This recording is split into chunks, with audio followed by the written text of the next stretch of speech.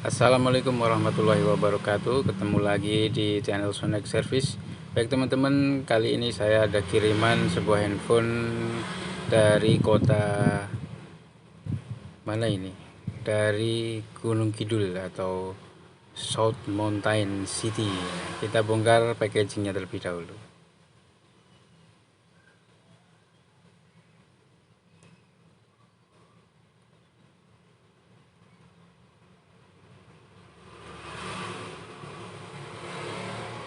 Oke, kita sudah bongkar. Wow, ternyata ada kejutannya ya. Ada sebuah amplop, ada tulisannya bla bla bla bla. Ya, pertama-tama pasti kita akan buka amplopnya dulu. Ya, kita buka amplopnya terlebih dahulu. Apa ini isinya? Wow, ternyata ada jackpot ya. Ini katanya untuk ongkos bongkarnya, bongkar kardus atau bongkar handphone ya. Ya, langsung saja kita bongkar pembungkus plastiknya.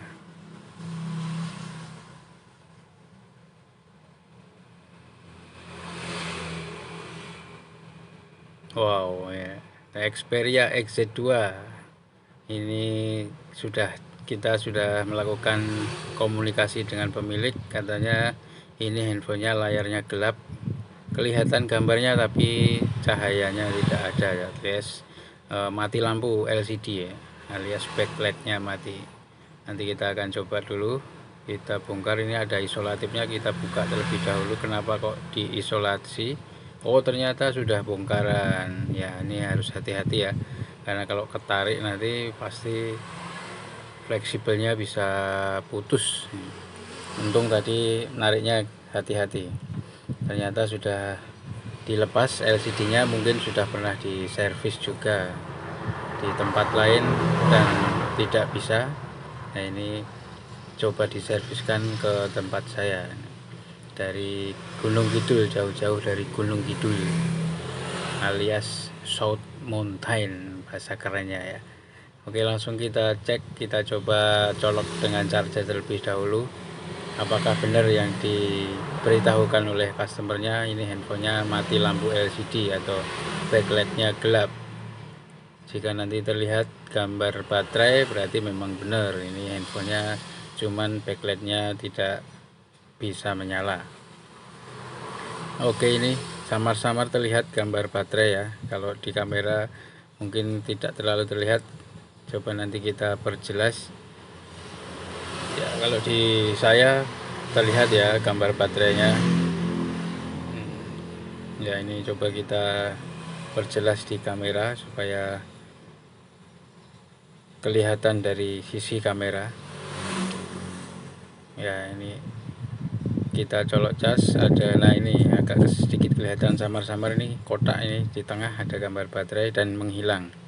Ini berarti gambarnya atau displaynya tampil, cuman tidak terang, alias redup karena lampu backlightnya mati. Ya, pertama yang kita inspeksi terlebih dahulu pasti di bagian LCD, di bagian fleksibel backlightnya. Ya, ini kita akan coba lihat terlebih dahulu lebih dekat. Ini adalah fleksibel backlightnya, kita lepas isolatifnya. Tampaknya tidak ada tanda-tanda korosi atau jalur putus karena terkena cairan, yang masih bersih utuh. Nah, ini masih kuningannya masih lengkap semua, 4 kaki.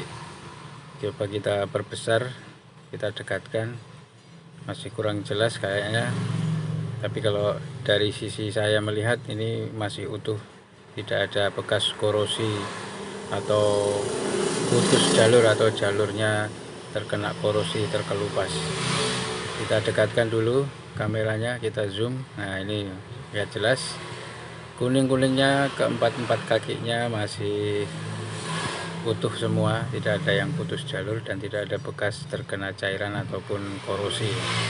Ya, kita berarti asumsikan ini backlight dari LCD-nya masih normal, tidak masalah, berarti bukan karena masalah LCD-nya. Oke, kita lanjut ke bagian mesinnya, kita lepas terlebih dahulu penutup kalengnya.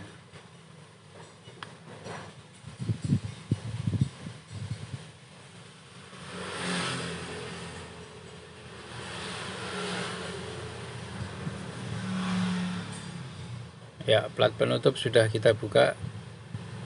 Kita lepas terlebih dahulu konektor baterainya supaya tidak ada arus yang masih mengalir. Lalu kita lepas dulu baut baterai. Ini baut baterai satu, dan kita angkat baterainya terlebih dahulu.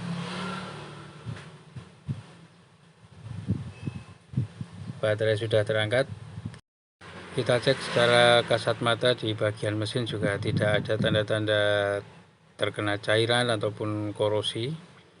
Nah, kita buka di bagian, nah ini bagian konektor LCD-nya. Kayaknya yang pernah di repair adalah bagian konektor LCD.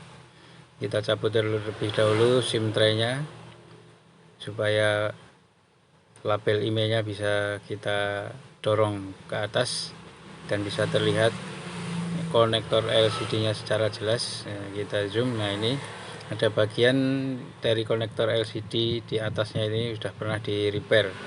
Nah, ini sudah di jumper dengan T0 atau timah. Itu adalah bagian fuse ataupun resistor dari tegangan backlight. Nah, tegangan backlight biasanya lewat satu komponen itu kemudian masuk ke kaki pertama di bagian pojok konektor LCD. Tegangannya kisaran antara 20 volt ya, 20 atau kurang lebih 20 volt lah. Nanti coba kita akan ukur tegangannya apakah keluar di bagian konektor LCD ataupun di komponen yang sudah dihilangkan dan dijumper dengan timah itu. Oke, berarti ini handphonenya kesimpulannya sudah pernah diservis dan mungkin tidak berhasil. Jadi terus pemiliknya inisiatif untuk dikirim ke tempat saya. Coba kita akan analisa lebih lanjut. Ya, untuk bagian konektor ini, bagian kaki yang paling atas nomor 1 ini adalah tegangan anoda atau tegangan backlight sebesar 20 volt harusnya, dan itu keluar jika sudah ada LCD yang terpasang. Jadi kalau tidak ada LCD yang terpasang, nah di kaki 1 ini 20 voltnya tidak akan muncul dan hanya muncul 4 volt saja, karena 4 volt itu dari tegangan baterai. Coba kita ukur di kaki 1 apakah tersampaikan 4 voltnya. Ini sebelum kita nyalakan ya, sebelum dinyalakan ini hanya 4 volt harusnya. Ini kita ukur di yang bagian yang di jumper, komponen yang hilang dan di jumper, sebuah fuse dan sebuah resistor biasanya. Ya, ini tidak muncul 4 voltnya pun tidak muncul dari situ, dari kaki nomor 1 konektor ataupun di bagian yang di jumper ini sedikit ya.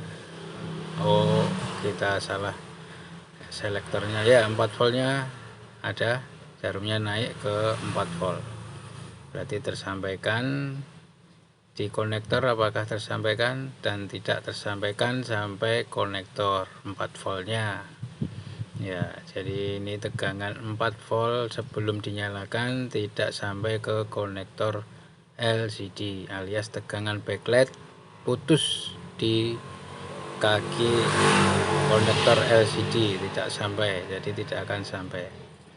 Dan kita coba pasang LCD nya, kemudian kita akan ukur tegangan apakah setelah kita nyalakan tegangannya bisa naik sampai 20 volt. Seharusnya kalau jalurnya putus, nah itu berarti tidak mendeteksi adanya LCD yang dipasang, itu akan tidak memunculkan tegangan 20 voltnya.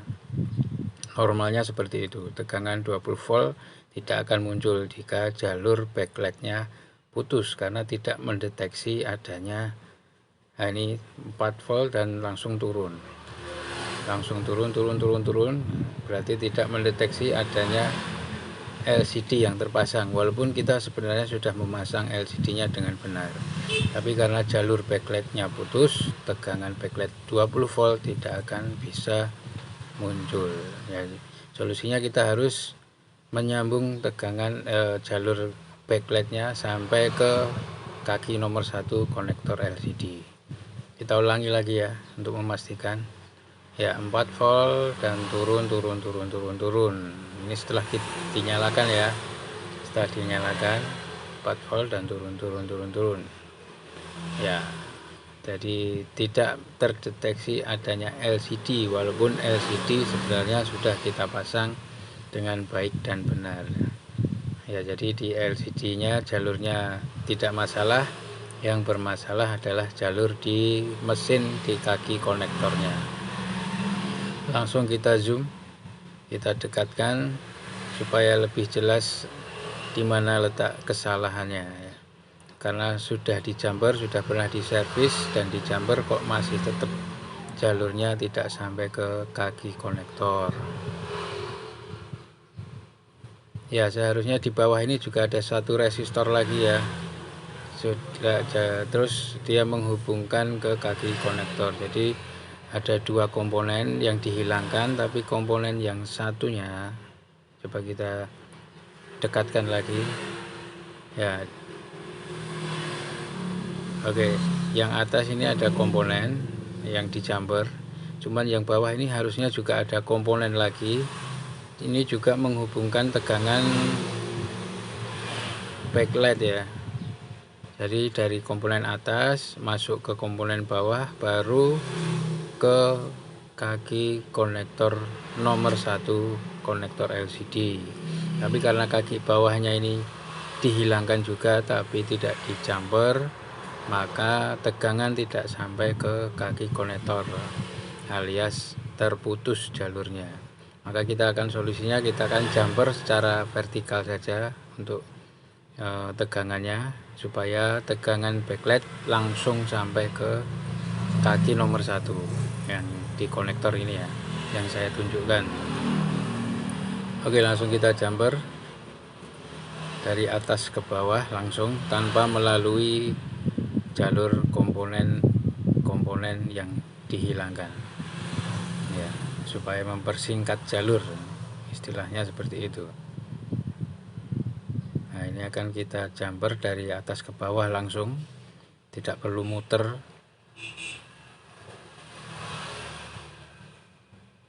Yang seharusnya kita jumper ke kanan, ke kiri, dan di dua-duanya ini harus kita jumper yang atas bawah, tapi kita akan langsung jalan pintas saja dari atas ke bawah. Ini sudah langsung menuju ke kaki konektor nomor 1 pada konektor LCD, yaitu tegangan backlight atau tegangan lampu LCD-nya. Hati-hati jangan sampai terkena atau menyentuh pada komponen yang lainnya sehingga nanti bisa short, karena ini tegangan sangat besar, sekitar 20 volt. Kalau short nanti bisa putus jalurnya lagi. Nah, ini sudah kita jumper dari atas ke bawah dan ini langsung menuju ke kaki nomor 1. Nah, coba kita cek dengan avometer terlebih dahulu, sudah terkoneksi benar-benar atau belum ya. Kita arahkan selektornya ke ohmmeter atau mode dioda kalau avometernya digital. Oke, ini sudah tersambung, tidak ada short, sudah kita cek ya. Kita cek shortnya terlebih dahulu, tidak tersambung ke ground, berarti aman ya. Dan di kaki 1 alhamdulillah sudah tersambung. Di kaki 1 pada konektor sudah tersambung dengan full, berarti ini sudah jalurnya sudah nyambung sampai kaki nomor 1 konektor LCD. Kita arahkan selektornya lagi ke DC volt 30 karena tegangannya sekitar 20 volt. Kita arahkan ke 30 DC volt. Kita nyalakan tanpa LCD, apakah benar teorinya tadi tanpa LCD tegangannya tidak akan muncul yang 20 volt ya. Ini cuma 4 volt ya, Ya betul ya, tanpa LCD, tanpa mendeteksi adanya LCD, tegangan 20 volt tetap tidak akan muncul. Oke, sekarang kita pasang LCD-nya. Semoga berhasil. Ya, kita pasang LCD-nya terlebih dahulu. Kalau tadi walaupun kita pasang tegangan 20 tetap tidak muncul dan LCD-nya masih tetap gelap. Sekarang kita pasang LCD dan kita nyalakan. Kita lihat di LCD-nya apakah sudah ada tampilan gambarnya. Nah, sudah nyala ya, tulisan Sony. Coba kita ukur di kaki yang kita jumper tadi. Berapa tegangannya? Ini selektornya di 30 volt ya. Ya, 20 lebih ya. 21 atau 22 ya. Di atas 20 volt. Ya, biasanya 20 sampai 25. Ya, ini sudah normal tegangannya, berarti harus LCD terpasang terlebih dahulu, baru terdeteksi adanya LCD dan tegangan 20 voltnya akan muncul. Ini sudah nyala LCD-nya, sekarang sudah mengeluarkan cahaya atau backlight-nya sudah nyala kembali. Jadi karena jalurnya terputus dan mungkin sudah di jumper, menurut yang jumper atau yang nyervis sebelumnya ini sudah tersambung, tapi ternyata belum dicek sampai atau tidak ke konektor LCD kaki nomor 1, ternyata tidak sampai. Dan ini kasusnya sudah selesai. Sekarang LCD-nya sudah menyala kembali, touchscreen-nya sudah normal juga tanpa harus kita mengganti LCD-nya, karena dikira mungkin LCD-nya mati atau mungkin LCD-nya error, jadi mungkin kita berpikiran ini LCD-nya yang rusak, tapi ternyata cuman karena komponen backlight yang tidak berfungsi atau putus jalur sampai ke LCD-nya.